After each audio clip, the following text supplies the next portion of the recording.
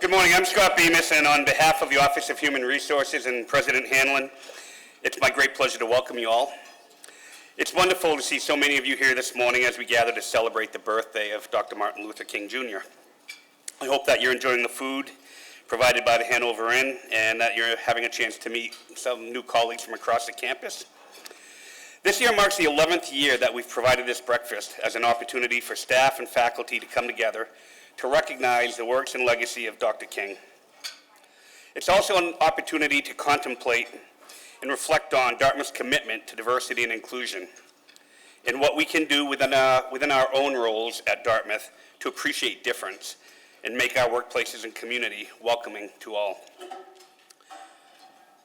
Before I introduce today's featured speaker, Dr. Fred McKinney, I'm delighted to introduce Evelyn Ellis, Vice President for Institutional Diversity and Equity, and Raquel Brown, Assistant Director for the River Fire Community. They're going to be performing for us Lift Every Voice and Sing. Please join me in welcoming Evelyn and Raquel and Reverend Eric Ramage, who will be accompanying them on the piano.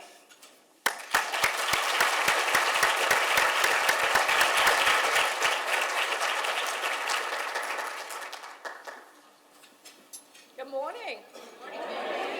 You know, I thought it was tough to sing in the morning the last 2 years, but try singing in the morning when it's about 10 degrees. And I have two volunteers who are joining me, and they're new to this, so I need you, even before they start to sing, I need you to show them the human resources Martin Luther King Celebration Love.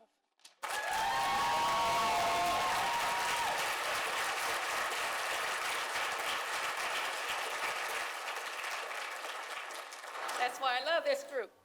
And we're going to do it the same way we do it every year.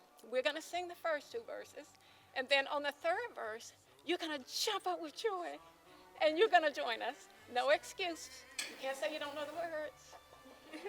Right on the back of the program.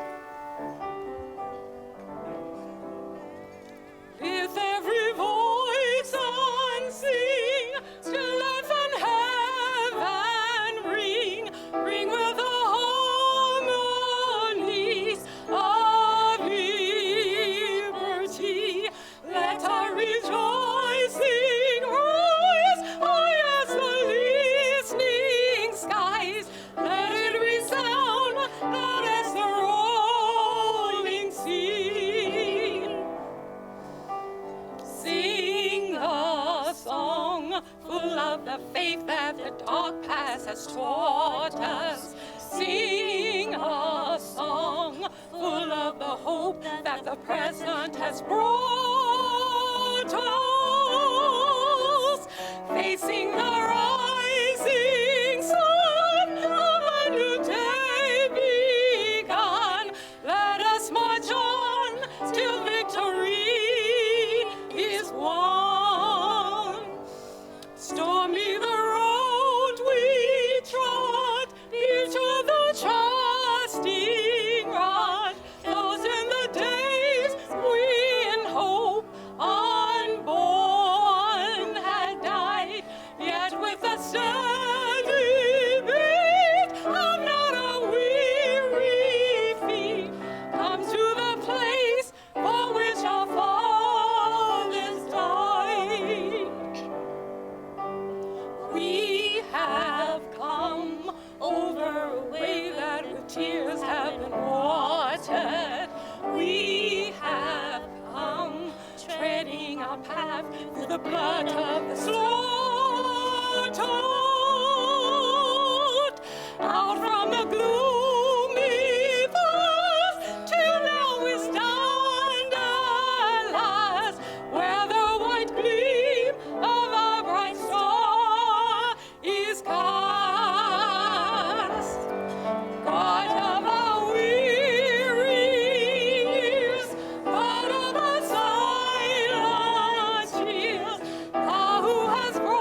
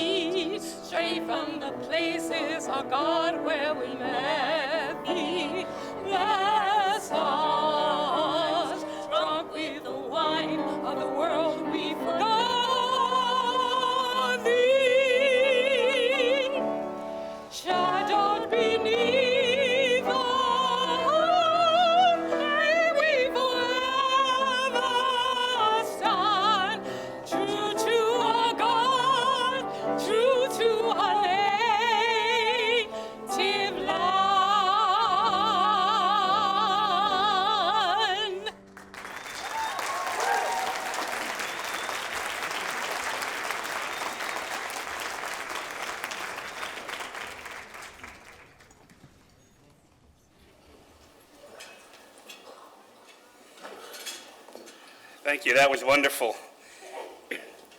I think after a few years of this, we'll start getting more and more of the audience right up in the front and get a whole choir going up there. So as many of you know, we like to have a member of the Dartmouth community as a guest speaker. And this year's guest speaker has a great deal to offer this year's theme of borders. Fred McKinney serves as the Managing Director of Tuck Minority Business Programs at the Tuck School of Business. He's responsible for growing participation in the MBE programs, and creating programs that incorporate new participants. Prior to coming to Tuck in 2015, and just a side note, we just touched base again. Dr. Fred and I actually started and went through new employee orientation together. That was a few years ago. So prior to coming to Tuck, Dr. Fred spent 15 years as president and CEO of the Greater New England Minority Supplier Development Council. He has worked at the White House on the Council of Economic Advisors and served on multiple boards, including the Yale New Haven Hospital's Bridgeport Hospital, the Bridgeport Regional Business Council, and many more. Dr. Fred has also been appointed to serve on the State of Connecticut's Procurement Reform Committee. In addition, Dr. Fred owned and operated a wholesale gourmet coffee company for 15 years. He also owns a consulting firm, BJM LLC, that provides research and advisory services to large financial institutions. Dr. Fred has written 3 books and published over 50 articles and editorials. He's a nationally recognized thinker on all matters involving minority business development and corporate supplier diversity. Dr. Fred received his BA degree in economics from the University of California at LA and a master's and PhD in economics from Yale University. Please join me in welcoming today's guest speaker, Dr. Fred McKinney.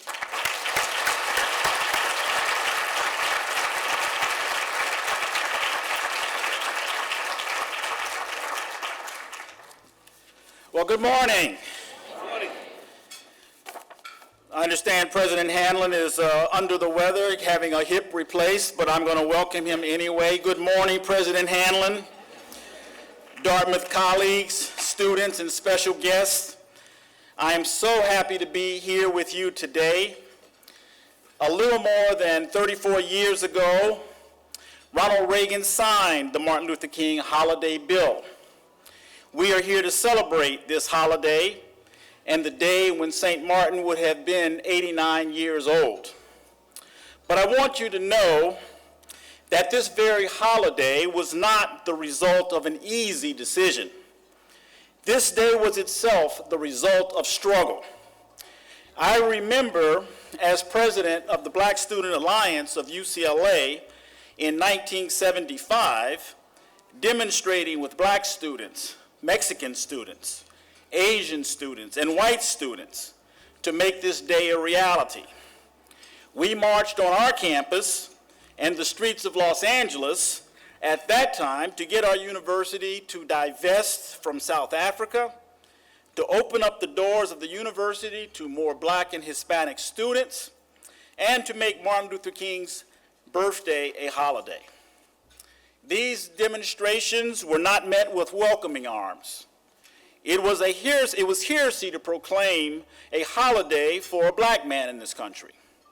So I want to thank all of those who struggled to make this day come to pass. I want to begin by thanking Jade Melvin for nominating me to be your speaker this morning, one that I've attended each year for the past 2 years since I came to Tuck as the Managing Director for Minority Business Programs. I also want to recognize Dean Slaughter and Dean Keller and Professor Greenhalgh, who was here with us, for providing me the opportunity to continue to pursue my personal mission of serving minority entrepreneurs. I believe that supporting minority and women entrepreneurs is a natural extension of King's mission. The contribution Tuck and Dartmouth have made to minority business development is arguably the most important contribution this institution has made to the King legacy. I also need to acknowledge the presence of my wife, Ivy Thomas McKinney, who took time from her busy retirement to be with me today. I have to get on her calendar now. The Martin Luther King Committee has put together a phenomenal extended week celebrating the birthday, the life, and the legacy of Martin Luther King. The committee has themed the week simply as borders. To St. Martin, the border that defined his life's work was segregation. St. Martin defined segregation as the illicit offspring of an adulterous relationship between immorality and injustice.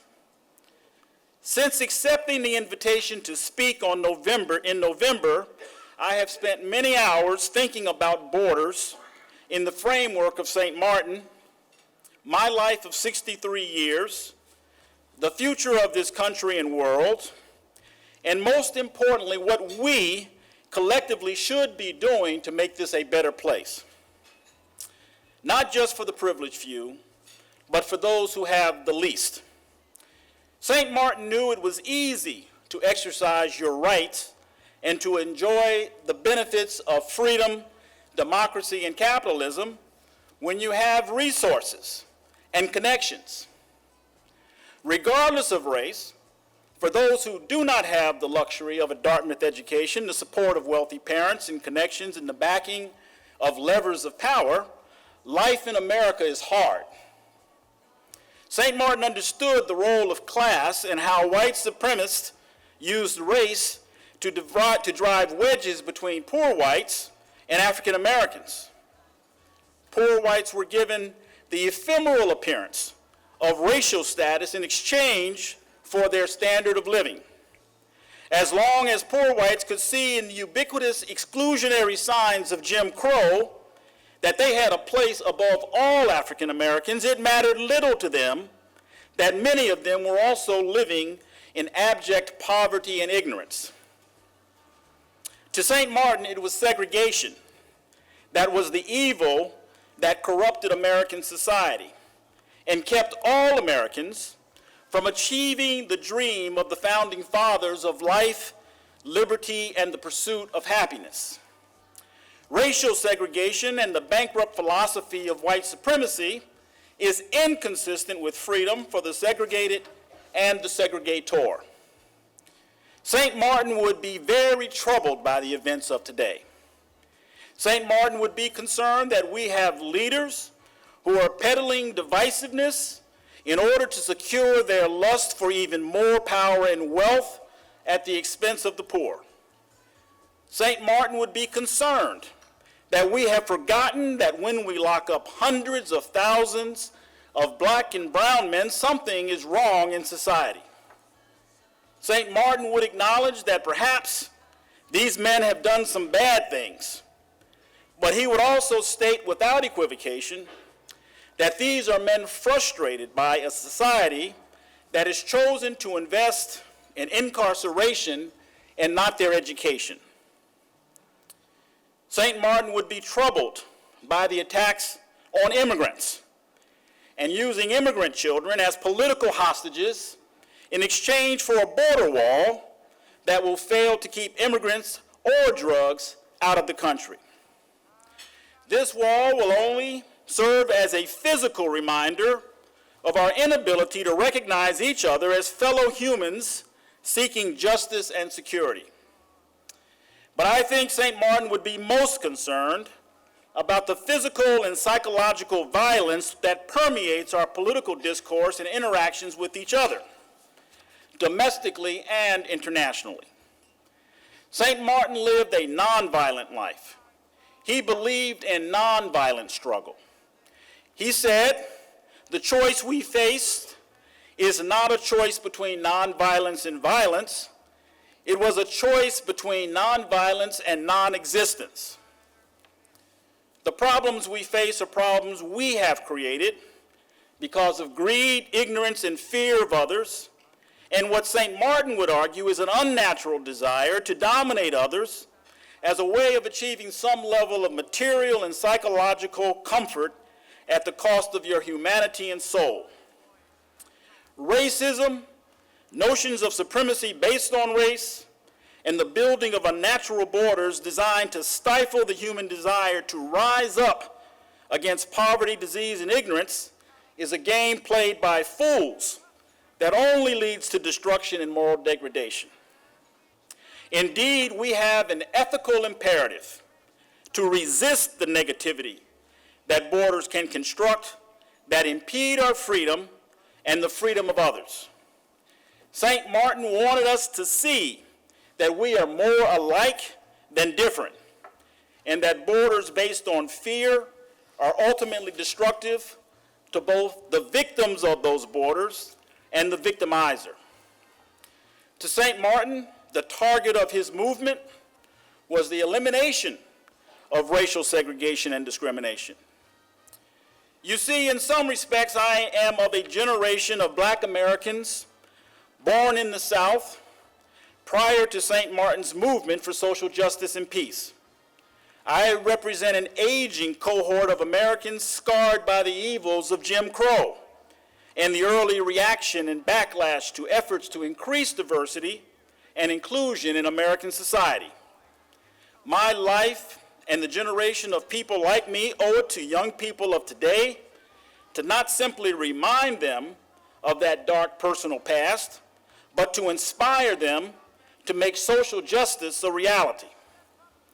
Furthermore, it is our responsibility to share with you not simply the translated goals of St. Martin for today's world, but to provide you with insights and suggestions of tactics to bring us closer to St. Martin's dream.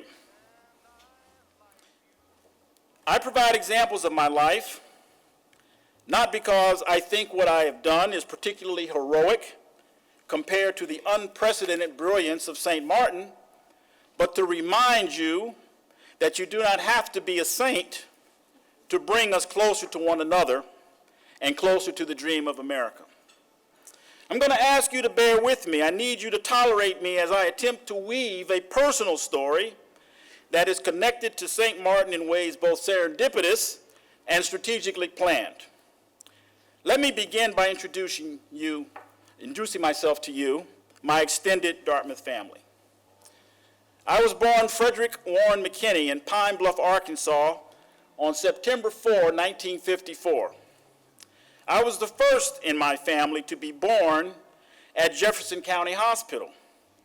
Ever since my clan came to Arkansas, Black babies were always born at home, not in the hospital. In 1954, as a newborn, I was crossing borders that I continue to cross today. Pine Bluff is on the Arkansas side of the Mississippi Delta. Mississippi has always ranked as the poorest state in the country, and the Mississippi Delta as the poorest region in that state. Pine Bluff on the west side of the Mississippi River border is for all practical purposes identical to the east side of the border. I have fond memories, though, of Pine Bluff, of spending time with parents, cousins, aunts, uncles, grandmothers, grandfathers, fishing in the Arkansas River less than 200 yards from my grandmother, Mattie O. McKay Lee Brown Davis Calclue's front porch. Say that twice. In one of those quirks of history, my grandmother's address was 1415 King Street. It was a dusty, unpaved road, very unregal-like, with shacks on either side, some with indoor plumbing, most without. On my summer vacations in Pine Bluff, we picked Purple Hole beans and watermelons on the college farm, where my Uncle Jay was the manager. Riding with my Aunt Lola down dusty roads looking to run over snakes was like a 1960s video game. Joking with my Aunt Jo Marva every day was the highlight of my time there. Jo Marva loved to tease newcomers to Pine Bluff. She once asked my wife, Ivy, on her first visit to Pine Bluff if she would like some gravy on her oatmeal. Knowing that Ivy would be hesitant to express shock in an attempt to not be disrespectful of local traditions, it was a joke that everyone got at the time but Ivy. Joe Marva was born on the night of the Joe Louis-Max Schmeling championship fight and was named in honor of Joe Louis and his wife Marva. I enjoyed my lazy summer shooting BB rifles with my cousin Knight Flowers. Knight's uncle was a legendary attorney who influenced my father, Rufus William McKinney, to pursue a career in law. I enjoyed the long car rides from Washington, D.C. to Pine Bluff, even though in those early years we could not stay in hotels or motels because of Jim Crow laws. I particularly remember the reunion we held in Pine Bluff in 1968, where my father and his 12 brothers and sisters, my paternal grandparents, George and Rosie McKinney, and all those cousins got together. There were so many of us we had to stay in Arkansas A&M college dorms. My memories of Pine Bluff are filled with love and family. But Pine Bluff, Arkansas, and the American South, where St. Martin started his crusade for human dignity and justice, was a hard place for black Americans. The year 1919 was one of the worst years in American modern race history. In September 1919, 100 to 237 blacks were slaughtered in Elaine, Arkansas. Wikipedia, the knower of all things, does not know how many black mothers, fathers, sons, and daughters were murdered those 2 nights in Phillips County. But God knows the names of each and every one of them. Elaine is about 100 miles east of Pine Bluff. To make matters worse, after this pogrom, 73 black men were charged with murder. 2 years later in Greenwood, Oklahoma, Greenwood was the victim of white racism. Greenwood was the African-American section of Tulsa, Oklahoma. It became known as Black Wall Street because beginning in the first decades of the 20th century, hundreds of blacks moved to Greenwood from Mississippi, Arkansas, and Alabama. In Greenwood, African Americans, despite segregation, or perhaps because of segregation, established businesses and perhaps the most successful economic enclave in America for blacks. Greenwood had movie theaters, newspapers, hotels, bars, restaurants, banks, a hospital, and scores of black-owned business establishments. In Greenwood, there were at least 2 verifiable black millionaires in 1919 who owned their own planes. This was simply too much for white supremacists to stomach. Blacks were supposed to be inferior.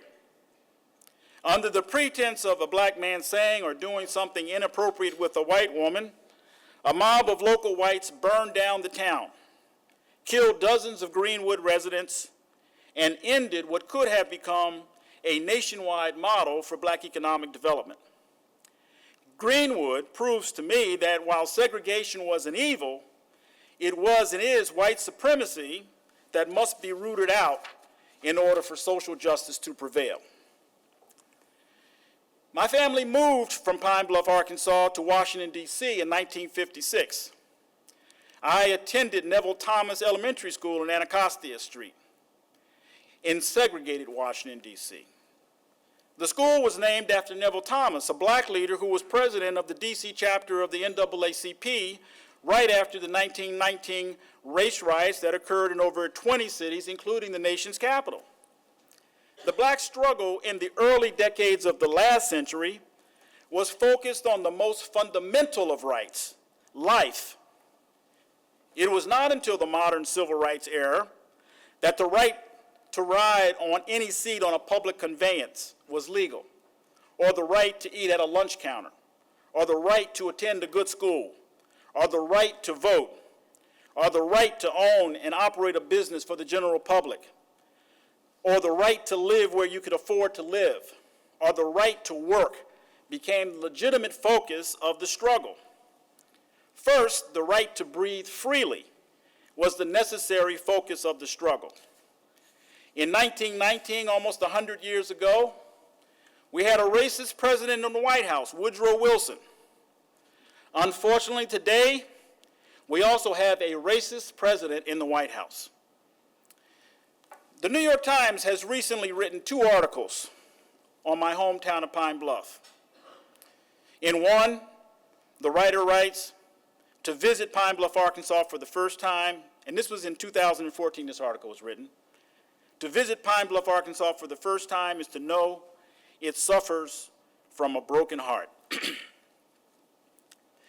The year of my birth, 1954, was a pivotal year in the civil rights struggle and in Arkansas history.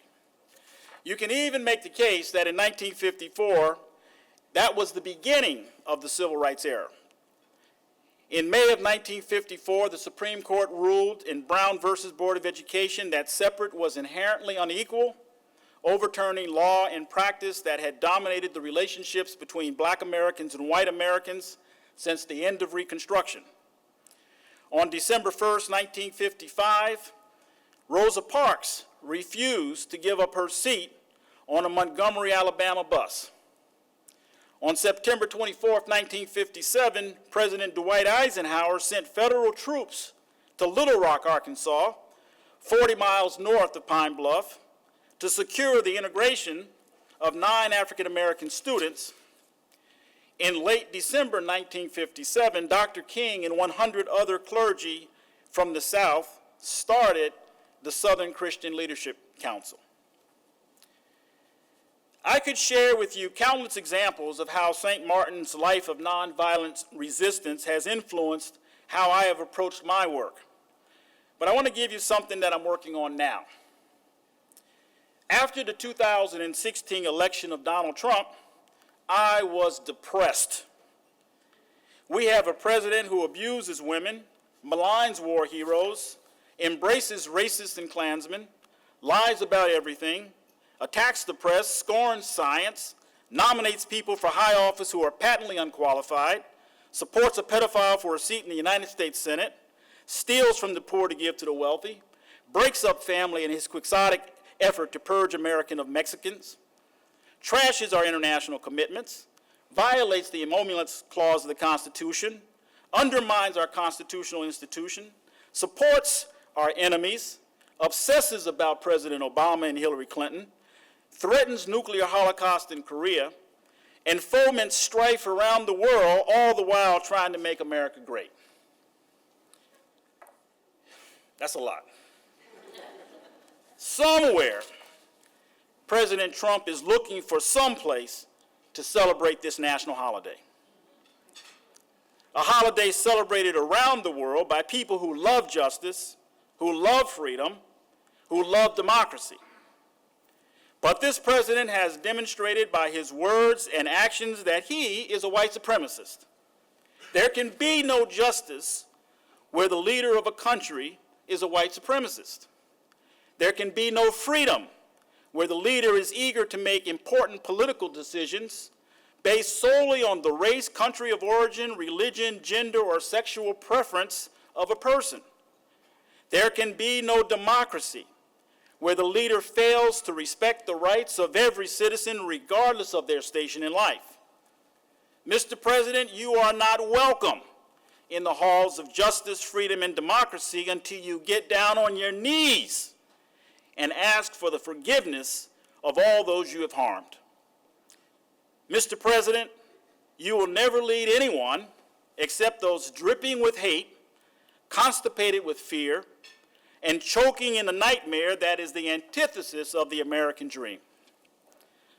I was convinced that President Trump represented a clear and present danger to the physical survival of the country, if not the world. I announced to my family that I felt our personal survival depending on us leaving the United States. I identified Ghana and Kenya, 2 places I had visited in the past, as potential way stations for us to go until the Trumpian era was over. I got the necessary yellow fever shots, the tetanus shots, the malaria shots. I contacted family and friends in both Ghana and Kenya, letting them know I was coming and why I was coming. This was done all before the inauguration and after the election.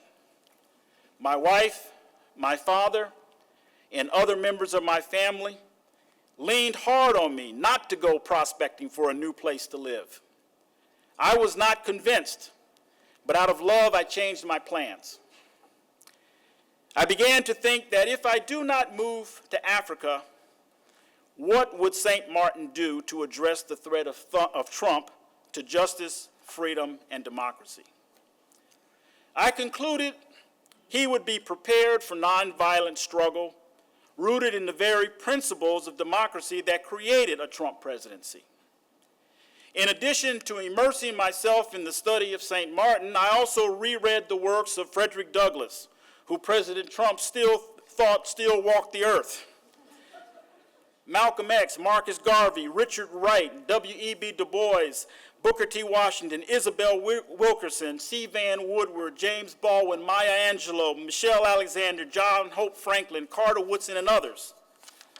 What I learned from these wise men and women led me to a political question of why were southern states like Mississippi, Alabama, South Carolina, and Arkansas red states? And importantly, could any or all of them be converted into blue states? These questions led me to review the demographic and political history of the Deep South. What did I learn, and more importantly, what did I intuit? I learned that the Deep South could become a progressive stronghold, and this work needed to be started in Mississippi. About a year ago to this day, I traveled to Jackson, Mississippi. I called on friends that I knew in Jackson, and I contacted the president of the Mississippi chapter of the NAACP, the same organization that Medgar Evers led until he was assassinated in June 1963 in Jackson. I arrived in Jackson on a Friday morning at Medgar Evers International Airport. My friend Roscoe Ward from Pine Bluff met me at my hotel and took me to lunch with Mississippi State Senator Robert Johnson. At lunch, I shared with them my vision of turning Mississippi from a red state into a blue state. Mississippi has the highest percentage of black citizens of any state in the country. Mississippi has more black elected officials than any state in the country. Mississippi has sent more of its black sons and daughters to other states than any state in the country. My belief is that if we can encourage black Mississippians to move back to Mississippi and progressive whites and others to move into Mississippi, we could convert the deepest red state into a solidly blue state. After lunch, I met with the Mississippi NAACP chairman, Derrick Johnson, no relationship to Senator Johnson. After similar discussions about the goals of turning Mississippi into a blue state, I learned he and I were on the same page. Now it was a matter of tactics and resources. Not being from Mississippi, I conceded that I had no interest in leading this effort, but that I could be helpful by communicating this goal to a wider audience. The way I'm doing that is speaking to groups like this, but also in a book that I'm working on called Mississippi and the New Black Power. I hope to have this book completed by the end of this year. Little did I know that within a year of my visit to Jackson, a Democrat would be elected to the U.S. Senate from Alabama next door. This special case is a special election and the special election of Doug Jones could be an anomaly, but it also could be proof of a concept that the right coalition of black voters, women, and progressives can change the political dynamics of the deep red South. After my day and a half in Jackson, I drove to Greenville, Mississippi, the home of my maternal great-grandfather, whose father owned his mother on a plantation near Greenville. Greenville sits on the banks of the Mississippi River in the Mississippi Delta.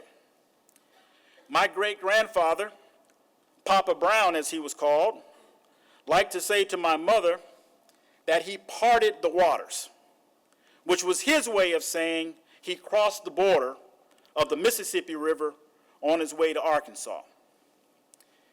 Papa Brown had to leave Mississippi because he had killed his white half-brother for raping his sister. Ironically, it was his white father who helped him escape to Arkansas. To be in Greenville, Mississippi, for me, was a spiritual return to my American roots just as emotional as when I first set foot on the continent of Africa. My day in Greenville in 2017 confirmed for me that Mississippi needs to be transformed. Despite the new casino on the Mississippi River, life for most blacks in the Delta is still very hard. It is critical that blacks and progressives take over Mississippi in a democratic revolution. St. Martin commented in a speech he gave in Detroit that replacing white supremacy with black supremacy would not lead to peace. But I believe that St. Martin would support the progressive takeover of Mississippi and the Deep South. If there are people in this audience today who are looking to do hard political work, I would encourage them to look to Mississippi. St. Martin would approve of this important work because he believed in the moral power of democracy. St. Martin said, "Now it is true, if I may speak figuratively, that old man segregation is on his deathbed. But history has proven that systems have a great last-minute breathing power. And the guardians of the status quo are always on hand with their oxygen tents to keep the old order alive. Segregation is still a fact in America." He said that in 1967, and it's true today. Little did I know earlier this year that I would have an opportunity to express a St. Martin-like response directly to President Trump. I was invited to the White House this past November for a photo opportunity with President Trump after receiving the Ronald H. Brown Leadership Award from the United States Department of Commerce Minority Business Development Agency. This award is the highest award given by the MBDA. I was nominated by my colleague, Glenn Greenhalgh, for this prestigious recognition for the work I did at the Greater New England Minority Supplier Development Council and here at Tuck. I received an invitation from the now departed Omarosa.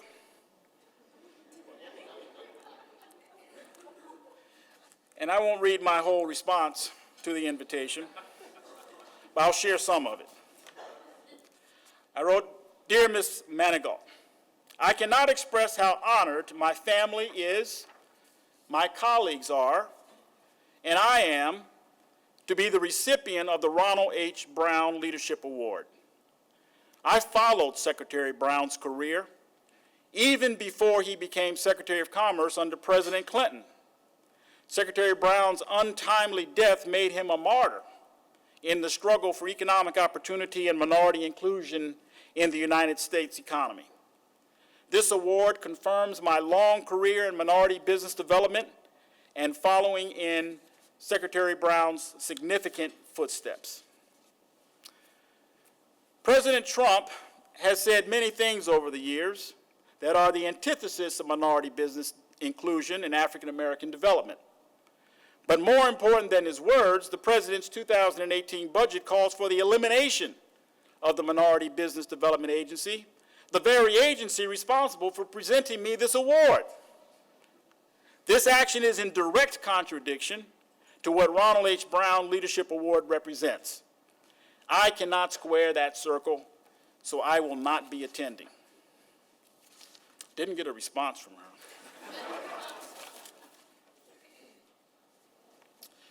Before I close, I have a message to my generation in the room and another message to the young people in the audience today. On the 10th anniversary of the formation of the SCLC, Dr. King asked the question, where do we go from here? He was clearly beginning to focus his attention beyond desegregation of public accommodations and voting rights to look at economic justice. In 1966, King and local leaders in Cleveland, Ohio, led a successful boycott of Seal Test. His argument was simple. Seal Test and other companies wanted the black dollar but did not want to hire them or utilize the services of their businesses. Interestingly, I used this very same tactic in 2010 to run a successful nonviolent effort to force the state of Connecticut to increase contracting with black and Hispanic businesses. I bought a billboard. There's a movie out about billboards now. I bought 2 billboards. And those billboards said, they were directed, I put them right at the state capitol. It said, they want our money, but not our business.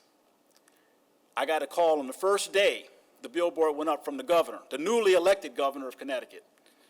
And he said, Fred, you got to take that billboard down. And I said, well, Governor, I got 3 things. 1, it just went up, and I paid for 30 days. 2, it must be working because it got your attention. And 3, we haven't accomplished our goals. And so until we take care of those things, it's going to stay up.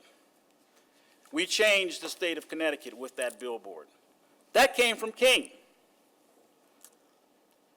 To the leaders of Dartmouth, I encourage you to use this holiday celebrating Martin Luther King to bask in the poetry of his words and wisdom, and to take action to integrate Dartmouth into the black business development movement. Specifically, I would suggest we engage the National Association of Investment Companies, an organization of black and Hispanic-owned investment companies, to be invited to manage some of Dartmouth's endowment in ways that can benefit thousands of black and Hispanic companies who are suffering from a lack of capital to grow their enterprises. I would also encourage Dartmouth leadership to commit to a robust supplier diversity program so that diverse businesses have access to the hundreds of opportunities on campus. And finally, I would recommend to Dartmouth leadership that you make a serious investment in the minority business programs where I work so that it is sustainable for the education of future generations of minority and women entrepreneurs. I am certain if Dartmouth commits to a significant investment in the program, our corporate partners would match these gifts and more. To the young people in the room, you have been given a gift in President Trump. His actions and words are a clarion call for you to organize your life in opposition to Trumpism. You have been given a gift that allows you to dedicate your life for something that has social meaning. Yes, it is good to use this excellent education for your personal financial benefit.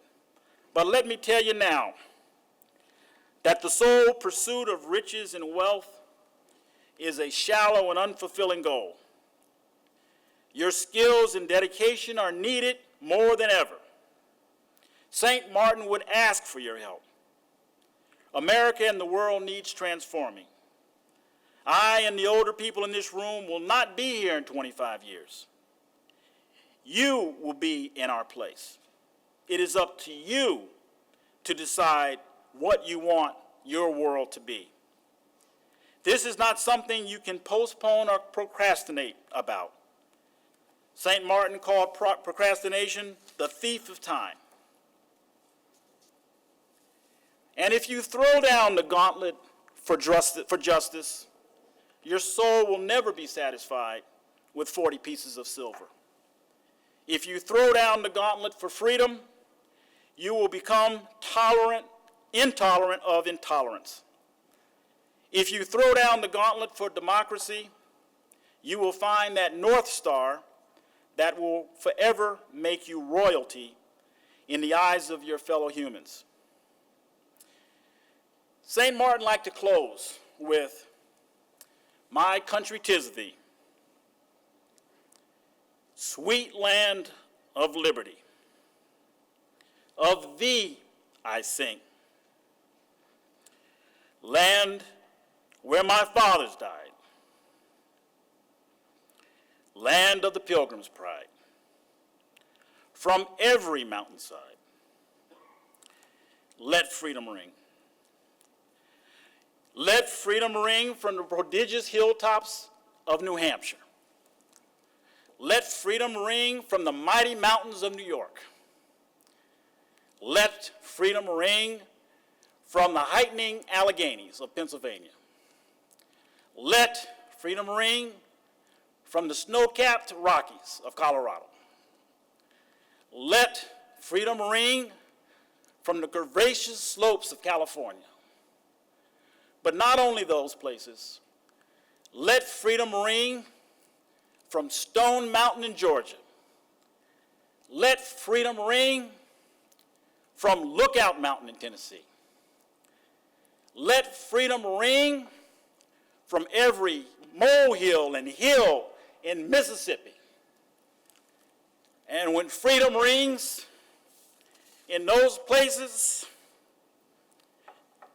every village and hamlet from every state and city, we will be able to speed up the day when all of God's children, black men and white men, Jews and Gentiles, Catholics and Protestants, gays and straights, Muslims and non-Muslims, women and men, will be able to join hands and sing in the words of that old Negro spiritual, free at last,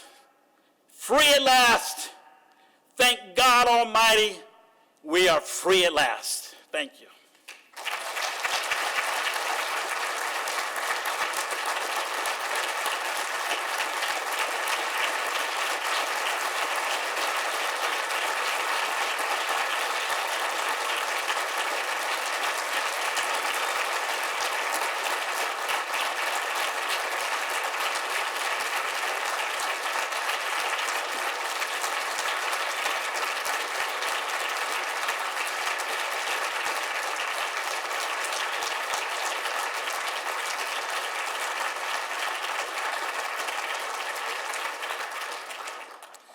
Wow, inspiring.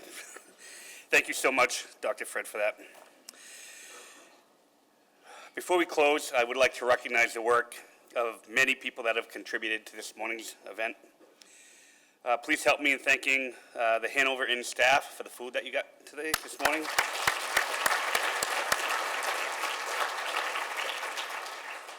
All the folks in conference and events and the media production group did a great job today. The human resources staff who put all of this together, in particular Carrie Jo.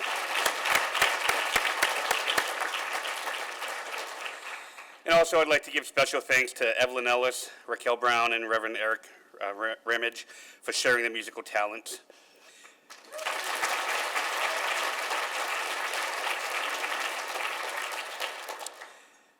Thank you to Dr. Fred McKinney and his wife Ivy for being here with us today and for speaking with us.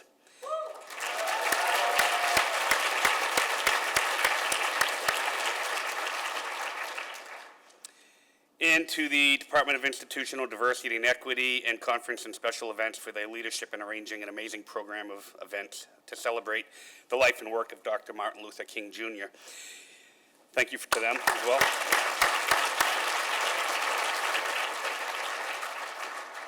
And at the risk of using the wwws, which we're told not to do, but I encourage you to look online at www.dartmouth.edu/MLK, and you can look at all the inspiring events that have been put on for the following week and a half or so. It's a tremendous menu of things to go to.